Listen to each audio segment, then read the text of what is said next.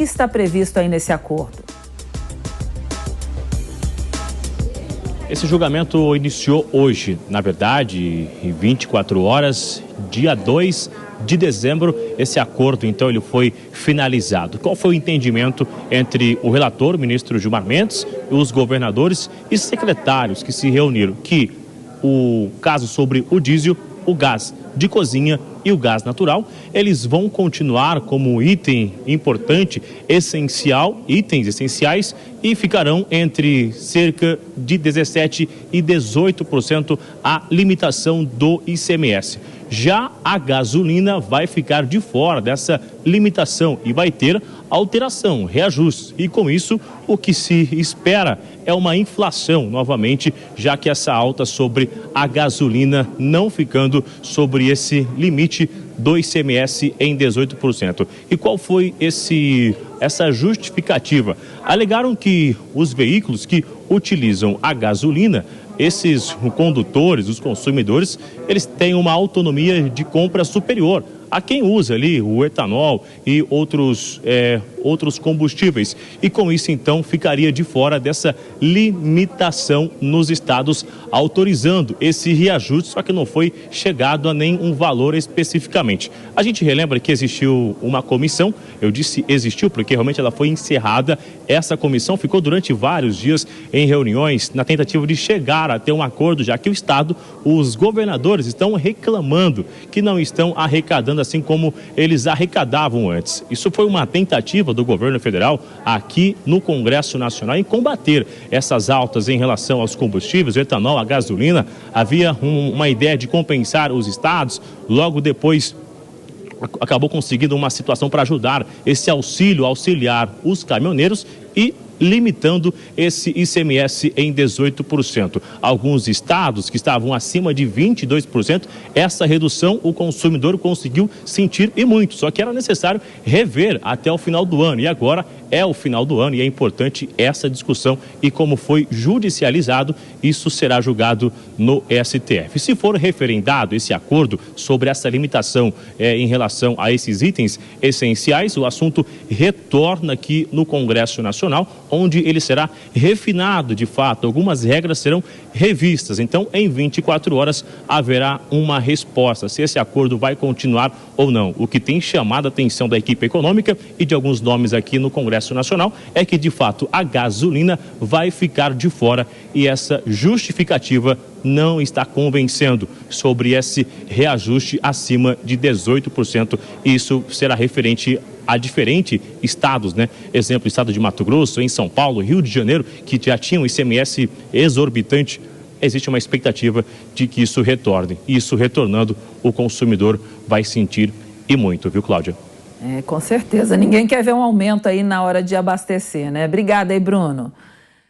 Bom, voltamos com o professor Denis. Então, professor, essa redução aí do ICMS foi uma promessa de campanha, agora os governadores estão cobrando, né?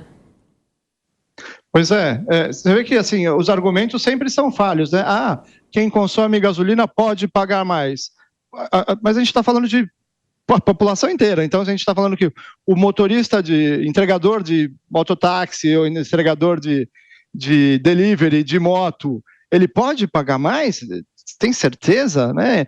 A gente não ouve um argumento assim, olha, vamos buscar uma alternativa para enxugar as despesas do governo, vamos ver se a gente consegue digitalizar serviços. Foi feito, digitalizamos um monte de serviços, a gente precisa ainda assim expandir gastos. Essas digitalizações não geraram nenhuma economia, a gente precisa, as discussões que a gente está vendo, né?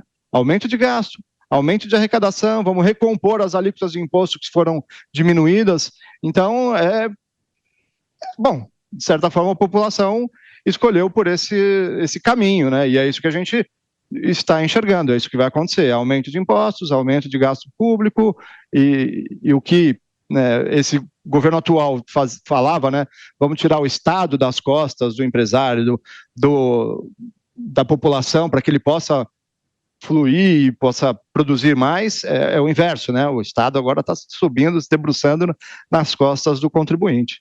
Bom, Diogo Schelp, qual seria a melhor alternativa aí nesse momento para essa questão? Olha, eu prefiro fazer uma pergunta para o professor, realmente não tem a solução para isso. Eu gostaria de acrescentar um elemento, um ingrediente aí nessa questão tributária, professor, porque a gente vê, de fato, né, a gente vê essa gana, né, do próximo governo de aumentar a arrecadação, a gente vê essa questão do ICMS, que foi uma medida absolutamente eleitoreira do atual governo, né, aprovada aí para conseguir pressionar para baixo os preços dos combustíveis e ter um impacto eleitoral. Mas a gente viu também o próprio governo atual, enquanto a campanha estava acontecendo, fazendo estudos aí nos bastidores para serem anunciados depois do segundo turno, por parte da equipe de Paulo Guedes, por exemplo, para taxar lucros e dividendos, né? Ou a própria possibilidade de acabar com as deduções sobre gastos de saúde e educação. No caso específico sobre lucros e dividendos, que impacto isso poderia ter no empreendedorismo? Excelente pergunta, porque a gente só olhou nessa questão para a taxação de lucros e dividendos. Para taxar lucros e dividendos, como é a tributação hoje sobre lucros e dividendos? A gente tributa 100% a empresa, e aí depois, isso já está tributado, a gente dispensa os lucros e dividendos de impostos, porque já tributei a empresa. A proposta de taxar lucros e dividendos é o seguinte, olha, a empresa, a gente diminui a tributação de imposto de renda sobre o resultado da empresa, e aí a empresa vai sobrar um lucro maior, obviamente, e aí ela pode decidir o que fazer com o lucro, certo? O lucro não vai direto para o empresário, por isso que chama dividendo, porque a parte que distribui para os proprietários das empresas, para os acionistas, são os dividendos. Parte desse lucro pode ser reinvestido na empresa. Então, se eu faço a empresa, se eu tributo menos a empresa, faço sobrar uma massa de lucro maior, eu posso continuar distribuindo dividendos, mas estimular a empresa com mais capital aqui, e não tanto na mão do governo, a reinvestir. Se ela reinveste, no ano que vem ela tem uma empresa maior, pode lucrar mais, pode reinvestir, e isso é um ciclo virtuoso, a gente consegue estimular as empresas a reinvestir. Hoje, o que a gente faz? A gente tributa tudo na empresa, e aí o que sobrar para o empresário está livre, porque já foi tributado. A ideia é tributar menos, e aí, você quer lucro da empresa? Tributo você de novo.